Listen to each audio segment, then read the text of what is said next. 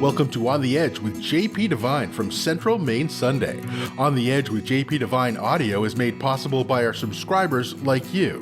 Thank you for listening and supporting local journalism in Central Maine. Now here's JP Devine.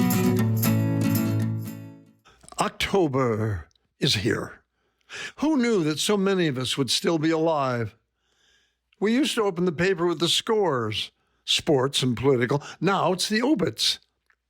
Still, October, undeterred by numbers, continues to dazzle in color. Should we count how many of these gorgeous days are left to any of us? No, too soon. The Christmas catalogs are coming. I have my writing, thank the universe, with more stories to entertain and confuse you. And until the last vaccine fails, I have to eat. As I wait for my final booster shots, including flu and shingles, I, like most of you, have to keep my mind occupied.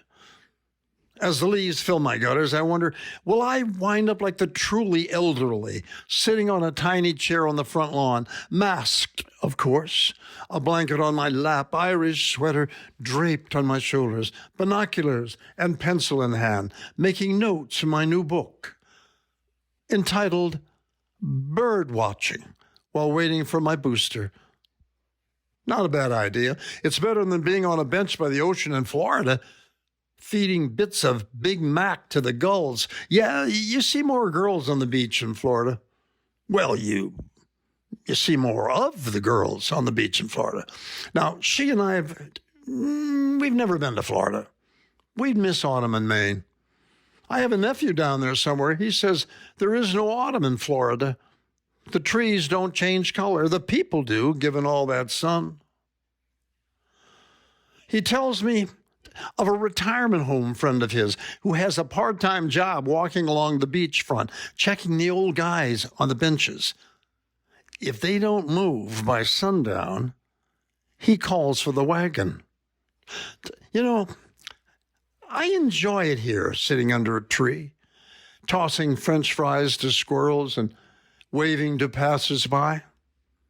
She, who keeps an eye on me from her perch at the window, suggested buying me a toy whistle to blow.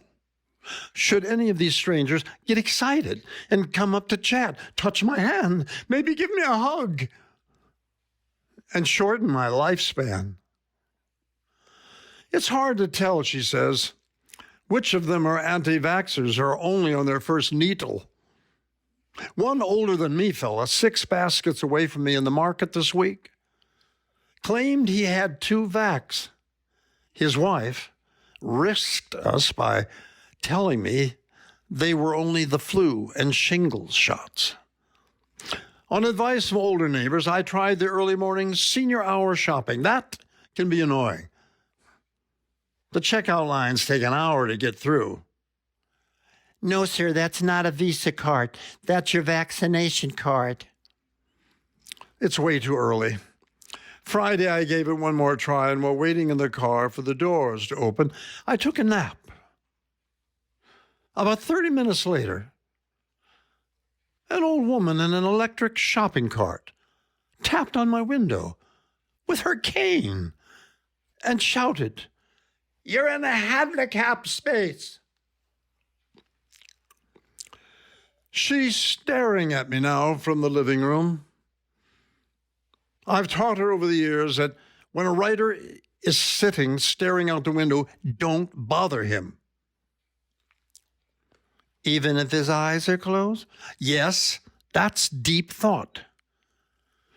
Well, if you don't move by dinner, I'm calling the wagon. I regret reading her first drafts. Thanks for listening to On the Edge with JP Devine. On the Edge with JP Devine audio is made possible by our subscribers like you. Thank you for supporting local journalism in Central Maine.